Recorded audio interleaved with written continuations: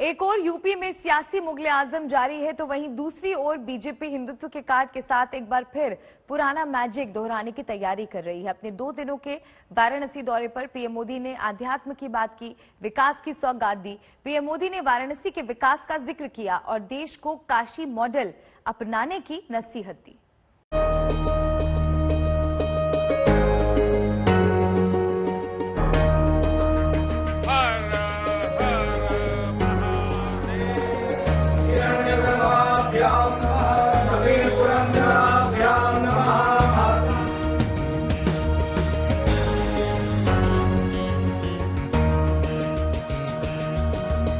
आस्था का आलोक और विकास की चमक, प्रधानमंत्री मोदी की सियासी साधना का यह संपूर्ण सार है।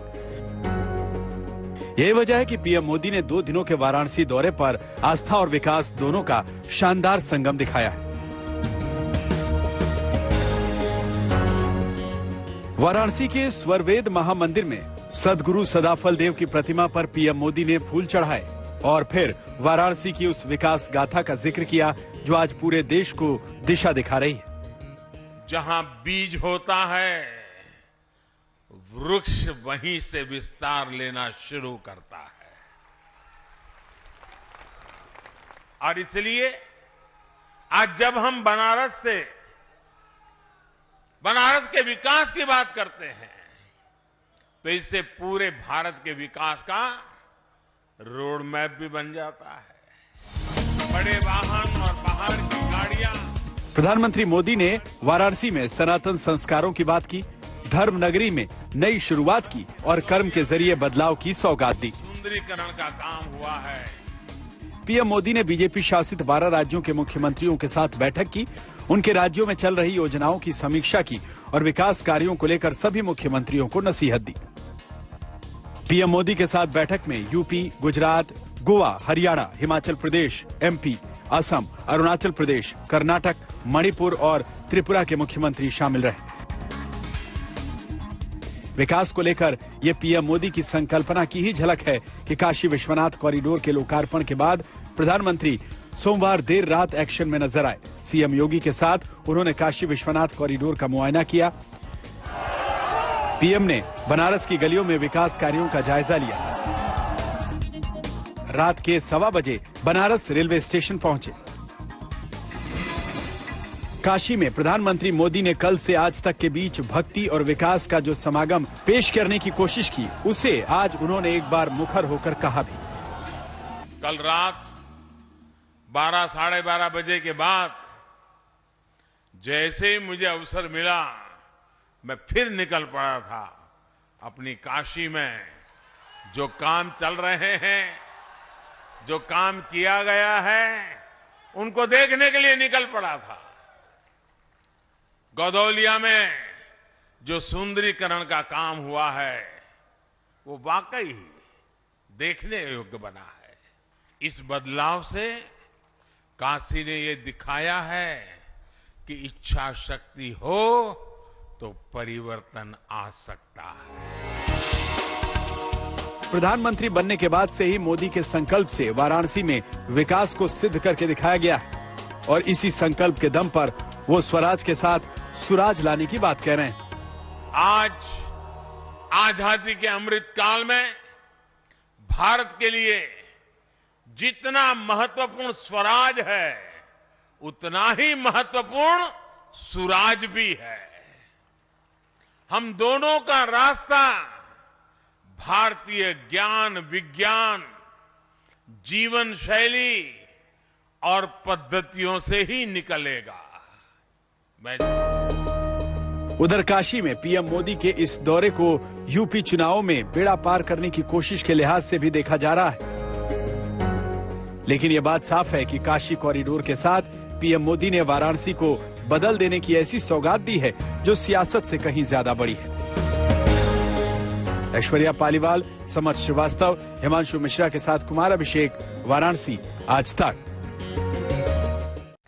पहले जिन्ना पर विवाद और अब औरंगजेब पर बवाल। यूपी में मानो सियासी मुगले आजम शुरू हो गई है। उत्तर प्रदेश का विधानसभा चुनाव जैसे जैसे करीब आता जा रहा है, जुबानी हमलों का दौर तेज हो रहा है। प्रधानमंत्री मोदी के 2 दिनों के काशी दौरे को लेकर अखिलेश ने कुछ ऐसी टिप्पणी की कि पूरी बीजेपी ही उन पर हमलावर हो गई।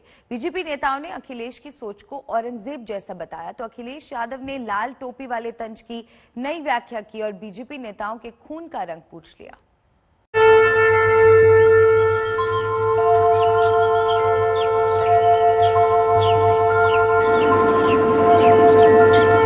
रहने वाली है, आखिरी समय पर वहीं रह जाता है बनारस। उनकी मानसिकता औरंगजेब की, उनकी मानसिकता जिन्ना की है। उनके अंदर से जी औरंगजेब की आत्मा बोल रही होगी जिसने विध्वंस किया था। इनकी सोच और इनके संस्कार वो सब सामने आ रहे हैं।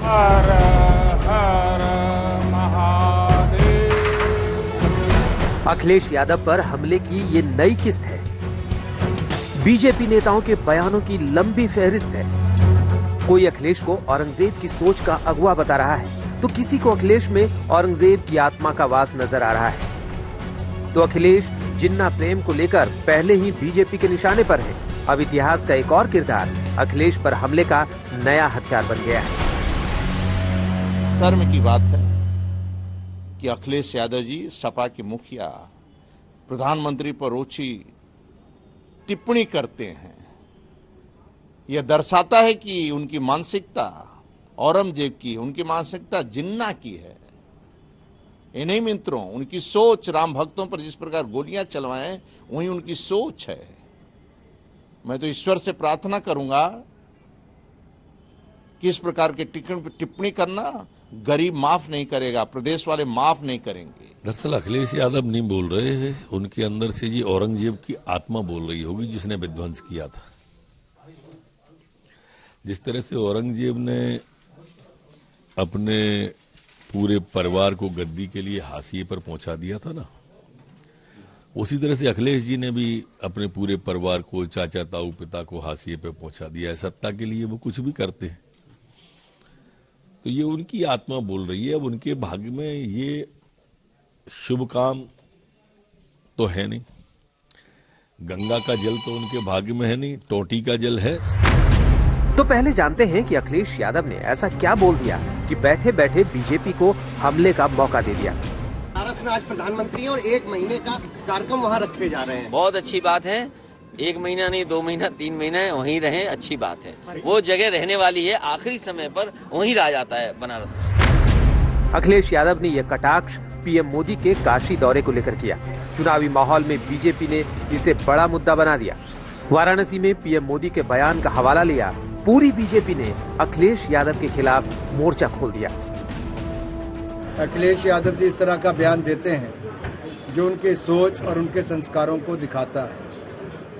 इस तरह की भाषा, ना कोई मर्यादा, ये अपने आप में दिखाता है कि बौखलाहट सपा में कितनी है, उनके नेताओं में कितनी है। अखिलेश यादव जी ने जिस प्रकार की प्रतिक्रिया प्रधानमंत्री जी पे करी है वो दिखाता है कि काशी की कायाकल्प और भारतीय संस्कृति, जो बढ़ती हुई संस्कृति है, उसका गौरव उनको पच नहीं रहा है। और साफ दिखता है कि अखिलेश जी जो है वो भारतीय संस्कृति से नहीं प्रेरित है, वो जिन्ना संस्कृति से जरूर प्रेरित है और इसीलिए इस प्रकार की वो प्रतिक्रिया दे रहे हैं। ये दुर्भाग्यपूर्ण है। दरअसल काशी विश्वनाथ कॉरिडोर का उद्घाटन करते हुए प्रधानमंत्री नरेंद्र मोदी ने मुगल शासक औरंगजेब की क्रूरता का जिक्र किया। यहीं से बीजेपी नेताओं को विरोधियों पर हमले का नया किरदार मिल गया। इस देश की मिट्टी बाकी दुनिया से कुछ अलग है। यहां अगर औरंगजेब आता है तो शिवाजी भी उठ खड़े होते हैं। साफ है कि यूपी की सियासत में जुबानी जंग बड़ी है। जिन्ना औरंगजेब से लेकर लाल टोपी तक पर लड़ाई छिड़ी है। ये लाल टोपी वालों को सत्ता चाहिए, घोटालों के लिए, अपनी तिजोरी भरने के लिए, अवैध कब्जों के लिए, माफियाओं को खुली छूट देने के लिए। लाल टोपी वालों को सरकार बनानी है, आतंकवादियों पर मेहरबानी दिखाने के लिए, आतंकियों को जेल से छुड़ाने के लिए। और इसलिए याद रखिए, लाल टोपी वाले यूपी के लिए रेड अलर्ट है, रेड अलर्ट। अखिलेश ने फिर पीएम मोदी के लाल टोपी वाले तंज पर जवाब दिया। बीजेपी नेताओं के खून के रंग पर सवाल किया। भारतीय जनता पार्टी नहीं समझ सकती लाल रंग, क्योंकि लाल रंग इमोशन का है। आप जब खुश होते हैं तो आपका चेहरा लाल हो जाता है, और जब आप गुस्से में होते हैं तो आपके कान और चेहरा लाल हो जाता है। ये इमोशन का रंग है, ये हमारे खून का रंग है। क्या भारतीय जनता पार्टी का खून काला है? पिछले हफ्ते जब लाल टोपी वाला सियासी विवाद छाया था तो अखिलेश ने इसे बीजेपी नेताओं के डर का नतीजा बताया था। ये जो जन समर्थन उत्तर प्रदेश में जुट रहा है, जो सभाओं में लोग आ रहे हैं, जिस तरीके से किसान, नौजवान, व्यापारी सब एक साथ समर्थन दे रहे हैं, इसी की वजह से भाषा भारतीय जनता पार्टी की बदली है। और लगातार चुनाव में वो भाषा बदलते हैं। जैसे जैसे चुनाव करीब आएगा, इससे भी खराब भाषा आपको सुनने को उत्तर प्रदेश से मिलेगी। अब औरंगजेब के बहाने अखिलेश यादव पर बीजेपी के हमले की नई कड़ी है। यूपी के चुनावी समर में प्रतीकों की ये लड़ाई बड़ी है। हर दल, हर नेता के अपने अपने दाव हैं। चुनावी जंग बड़ी है। ये यूपी का चुनाव है। लखनऊ से कुमार अभिषेक और हिमांशु मिश्रा, भोपाल से रवीश पाल सिंह के साथ पौलमी साहा, दिल्ली आज तक। ओमिक्रॉन ने अफ्रीका, एशिया, यूरोप, अमेरिका तक पहुंच बना ली है। पाकिस्तान में ओमिक्रॉन का पहला केस मिला है। 57 साल की एक महिला ओमिक्रॉन से संक्रमित मिली है। इस बीच ताजा रिपोर्ट यह भी है कि ओमिक्रॉन वैक्सीन को भी मात दे रहा है। कोरोना के नए वेरिएंट ओमिक्रॉन की स्पीड दुनिया को डरा रही है। अब तक 71 देशों में फैल चुके ओमिक्रॉन की रफ्तार जितनी तेज है, एक्सपर्ट्स मान रहे हैं कि अगर ऐसी ही तेजी से ओमिक्रॉन फैलता गया तो डेल्टा वेरिएंट को पीछे छोड़ देगा। पाकिस्तान में भी ओमिक्रॉन पहुंच चुका है। पाकिस्तान ने देश की सबसे अधिक आबादी वाले शहर कराची में ओमिक्रॉन संस्करण के पहले मामले की पुष्टि हुई है। इस बीच दक्षिण अफ्रीका के राष्ट्रपति सिरिल रामफोसा भी कोरोना से संक्रमित हो गए हैं। उनका इलाज चल रहा है। रामफोसा ऐसे दिन कोरोना संक्रमित मिले जब दक्षिण अफ्रीका में रिकॉर्ड 37,875 नए मामले सामने आए। एक नए अध्ययन से पता चला है कि कोरोना वायरस के ओमिक्रॉन वेरिएंट पर वैक्सीन बहुत कम असरदार है। कैलिफोर्निया यूनिवर्सिटी और सांता क्रूज के बिली गार्डनर और मार्म किलपैट्रिक के कंप्यूटर मॉडल तैयार किए हैं, जिसमें पहले के वेरिएंट के खिलाफ कोविड-19 टीकों पर डेटा शामिल किया गया था। ओमिक्रॉन के खिलाफ फाइजर वैक्सीन पर शुरुआती डेटा था। उसके मॉडल बताते हैं कि फाइजर के mRNA की 2 खुराक के बाद ओमिक्रॉन से बचाव लगभग 30% है, जो डेल्टा पर 87% था। आज तक ब्यूरो। प्रॉपर्टी मार्केट में सुधार के साथ अगले साल घरों की डिमांड में जोरदार तेजी आने का अनुमान है। ऐसे में लागत बढ़ने से परेशान डेवलपर्स प्रॉपर्टी की कीमत 5% तक बढ़ा सकते हैं। ये दावा नाइट फ्रैंक की रिपोर्ट में किया गया है, जिसके मुताबिक कीमतों में तेजी का ये असर रेजिडेंशियल और कमर्शियल दोनों तरह की प्रॉपर्टी पर होगा।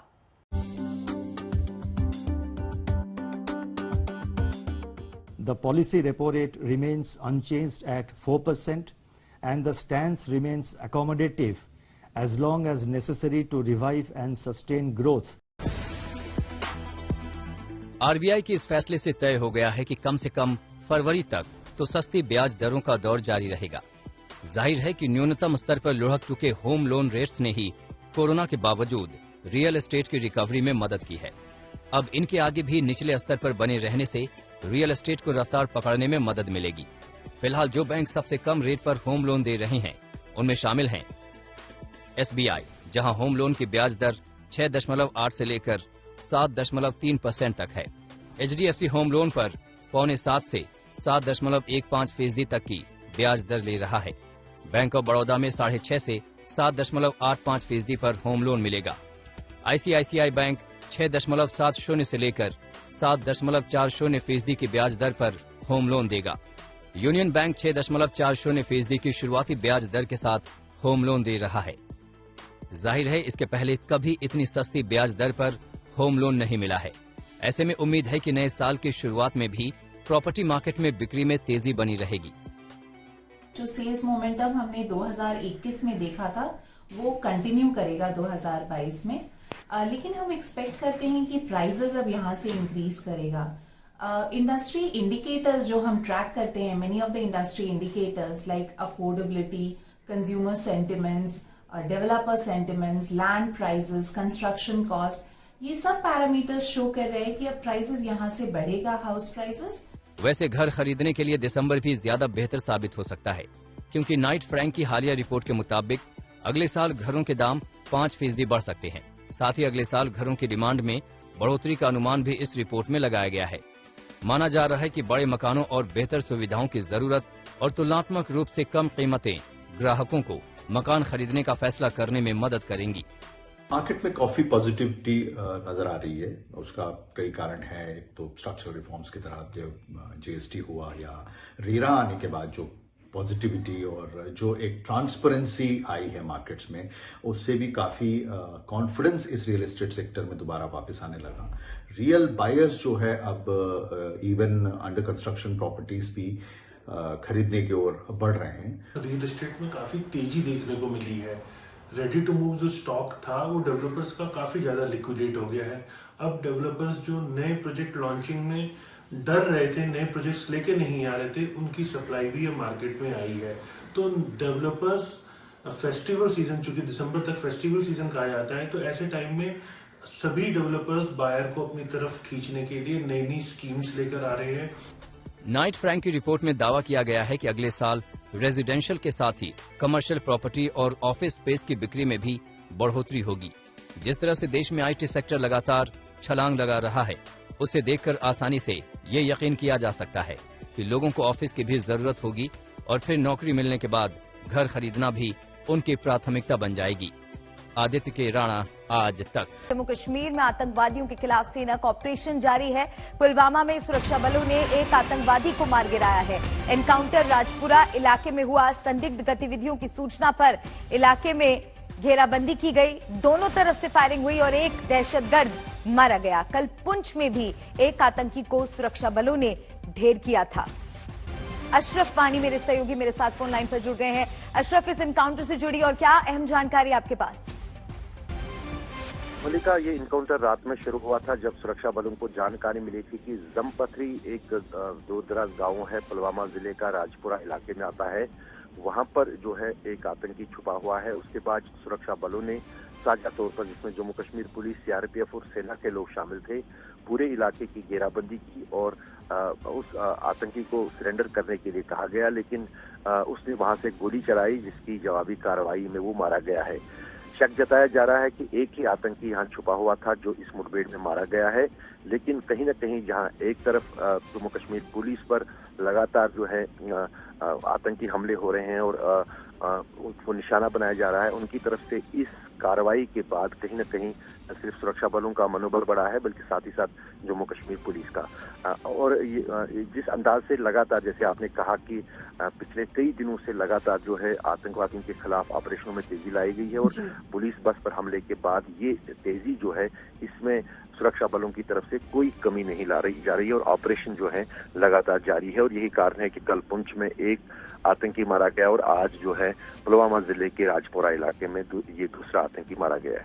जी अशरफ, क्योंकि लगातार कई दिनों से हम देख रहे हैं कि आतंकी गतिविधियां इस इलाके में काफी बढ़ गई हैं। हालांकि ऑपरेशन आतंकियों के खिलाफ भी लगातार जारी है, लेकिन अभी आगे इस वक्त स्थिति आपको क्या दिख रही है वहां पर?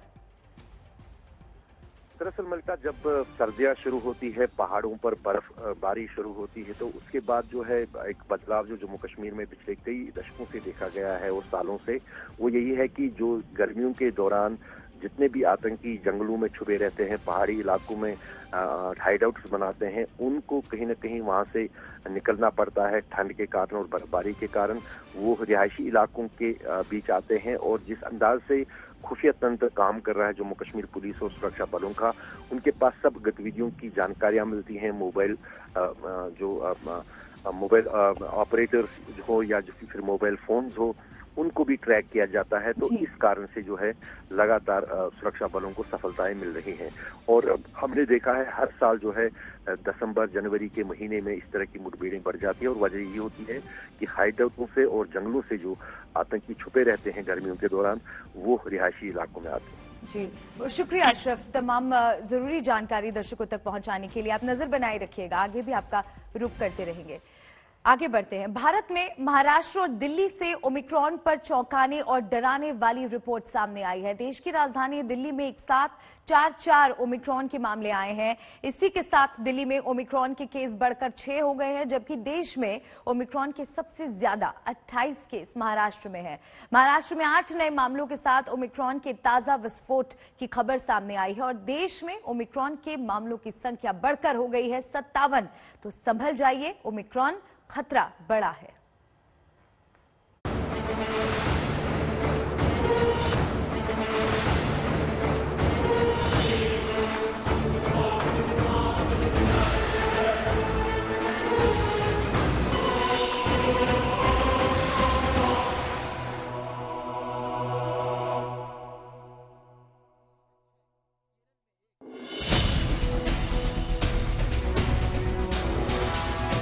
कोरोना वायरस का नया वेरिएंट ओमिक्रॉन को लेकर महाराष्ट्र पहले से ही हाई अलर्ट पर था।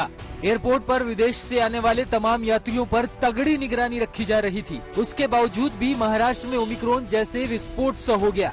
जी हाँ, महाराष्ट्र में एक साथ ओमिक्रॉन के 8 नए केस सामने आए और इस तरह से महाराष्ट्र में ओमिक्रॉन के मरीजों की संख्या बढ़कर 28 हो गई है। सबसे बड़ी बात यह है कि ओमिक्रॉन के इन 8 मामलों में से 7 मुंबई में है और बड़ी बात यह भी है कि इन 8 लोगों में से 7 लोगों को वैक्सीन लगी हुई है, जबकि एक का टीकाकरण नहीं हुआ है। अब आपको दिखाते हैं कि भारत में कोरोना का नया वेरिएंट ओमिक्रॉन कितनी तेजी से फैल रहा है। महाराष्ट्र में ओमिक्रॉन के अब तक 28 केस आ चुके हैं। राजस्थान में 13, गुजरात में 4, कर्नाटका में 3, दिल्ली में 6, केरल में 1, आंध्र प्रदेश में 1, चंडीगढ़ में 1 और इस तरह भारत में अब तक ओमिक्रॉन से कुल 57 केस हो चुके हैं। सिर्फ मुंबई ही नहीं बल्कि दिल्ली में भी कोरोना के एक साथ 4 नए केस आए और इस तरह से दिल्ली में ओमिक्रॉन से संक्रमित मरीजों की संख्या एकदम से बढ़कर 6 हो गई है। ऐसे में सबको संभल कर चलने की चुनौती है। दिल्ली में विदेश से एयरपोर्ट आए कुल 74 लोगों को अब तक LNGP में भर्ती कराया जा चुका है। इनमें से 36 को डिस्चार्ज किया जा चुका है। अभी अस्पताल में 38 मरीज हैं, जिनमें से 35 कोरोना पॉजिटिव हैं। LNGP में अब तक कुल 6 मरीजों की रिपोर्ट ओमिक्रॉन पॉजिटिव आई है। इनमें से एक मरीज ठीक हो चुका है, उसे डिस्चार्ज कर दिया गया है, जबकि 5 ओमिक्रॉन पॉजिटिव मरीज अभी भर्ती है। 4 और कंफर्म हुए हैं कल जो हुए थे, उसमें से अब एक ठीक होकर घर जा चुके हैं। तो सर इनकी स्थिति क्या है? ठीक है, सारे स्टेबल हैं, कोई ऐसा कोई दिक्कत नहीं है। जितने भी इस अस्पताल में लोग हैं सारे स्टेबल हैं।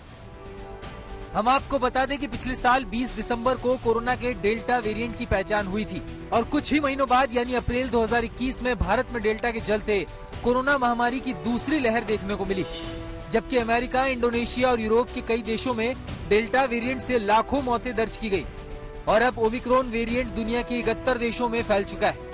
ओमिक्रॉन को लेकर तो ये भी चेतावनी दी जा रही है कि ये कई गुना तेज रफ्तार से फैलता है। शुरुआती आकलन ये भी है कि ये इम्यूनिटी वाले लोगों को कम गंभीर बीमारी देता है, लेकिन खतरा डेल्टा जितना ही है। ऐसे में सरकार भी जानती है कि ओमिक्रॉन घातक रूप न ले, इसके लिए इंतजाम भी किए जा रहे हैं। ओमिक्रॉन से निपटने के लिए दिल्ली में दुनिया के सबसे बड़े कोविड केयर सेंटर SPCCC में ITBP ने कमर कस ली है। Sardar Patel Covid care centre में 650 से ज्यादा बेड्स तैयार किए गए। ऐसा कहा जा रहा है कि शायद 3rd वेव आ सकती है ओमिक्रॉन के बाद, तो ये सेंटर हमारा फंक्शनल है और यहाँ पर लगभग 650 बेड्स अवेलेबल हैं, जिन्हें हम किसी भी समय बढ़ा भी सकते हैं आने वाले टाइम पे। यहाँ पर 150 बेड्स ICU बेड्स हैं, जो कि PM केयर्स फंड से स्थापित किए गए थे। साथ ही साथ 500 और बेड्स हैं जो ऑक्सीजन बेड्स हैं। तो हमारे डॉक्टर्स, पैरामेडिकल और बाकी जो हमारी एडमिनिस्ट्रेशन की वहाँ पे टीम है दिल्ली प्रशासन के साथ, वो लगातार यहाँ स्थिति पर निगरानी रखे हुए हैं और बहुत शॉर्ट नोटिस में हम इसको शुरू कर सकते हैं। अभी भी हम पेशेंट्स लेने की स्थिति में हैं। देश के कई राज्यों में अब ओमिक्रॉन से निपटने के लिए 3T फॉर्मूले पर काम शुरू हो गया है। ये 3T फॉर्मूला है ट्रैकिंग, ट्रेसिंग और टेस्टिंग। जीनोम सीक्वेंसिंग के लिए 3 लैब है, सरकार नागपुर और औरंगाबाद में भी लैब शुरू करने पर विचार कर रही है। आज तक ब्यूरो। महाराष्ट्र में ओमिक्रॉन के मरीजों की तादाद बढ़ती जा रही है। मंगलवार को 8 नए ओमिक्रॉन केस मिलने के बाद राज्य में ओमिक्रॉन से संक्रमित लोगों की संख्या बढ़कर 28 हो गई, जिसकी वजह से बीएमसी के हाथ पैर ऐसे ही फूले हुए हैं। ऊपर से बॉलीवुड में भी कोरोना विस्फोट सा हुआ है। लापरवाही की पार्टियां कोरोना विस्फोट की वजह बन रही हैं। कहां तो महाराष्ट्र में ओमिक्रॉन की दहशत के चलते तमाम तरह की पाबंदियां लगाई जा रही थी। एयरपोर्ट पर विदेश से आने वाले लोगों की टेस्टिंग की जा रही थी, क्योंकि देश में ओमिक्रॉन के सबसे ज्यादा केस महाराष्ट्र में ही है। इसीलिए महाराष्ट्र में धारा 144 भी लगा दी गई। इस सख्त पाबंदियों के बीच एक बेहद हैरान करने वाली खबर मुंबई से आती है। जी हां, बॉलीवुड की मशहूर अभिनेत्री करीना कपूर कोरोना पॉजिटिव हो गई और उनके घर के बाहर बीएमसी ने कोरोना प्रोटोकॉल का नोटिस लगाया। इससे पहले बीएमसी ने करीना के घर को सील कर दिया था।